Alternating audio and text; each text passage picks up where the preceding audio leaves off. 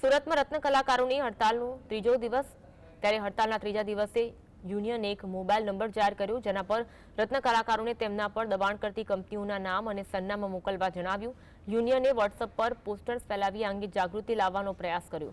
યુનિયને જણાવ્યું કે આવા રત્ન કલાકારો જે કંપનીઓ દ્વારા દબાણોનો સામનો કરી રહ્યા છે તેઓ ઉપરોક્ત નંબર પર સંપર્ક કરી શકે છે અને તેમનું નામ ગુપ્ત રાખવામાં આવશે. આવી કંપનીઓની યાદી તૈયાર કરી ડાયમંડ વર્કર યુનિયન, માનવ અધિકાર આયોગ, ચીફ લેબર કમિશનર, સુરત જિલ્લા કલેક્ટર અને સુરત લેબર ડેપ્યુટી કમિશનરને મોકલવાની યોજના ધરાવે છે, જેથી આ મુદ્દે કાર્યવાહી થઈ શકે. આ પગલું રત્ન કલાકારોના હિતોનું રક્ષણ કરવા અને તેમના પર થતા દબાણને રોકવા માટે લેવામાં આવ્યું છે.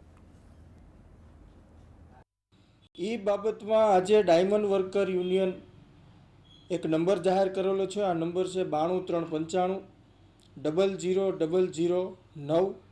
આ અમારો હેલ્પલાઇન નંબર છે. જે રત્ન કલાકારોને રેલીમાં આવતા અટકાવવામાં આવેલ હોય એ કંપનીઓના નામ અમારા સુધી પહોંચાડો. એ કંપનીઓને લેબર કાયદા મુજબ માનવ અધિકાર આયોગ, ચીફ લેબર કમિશનર અને સુરત શહેર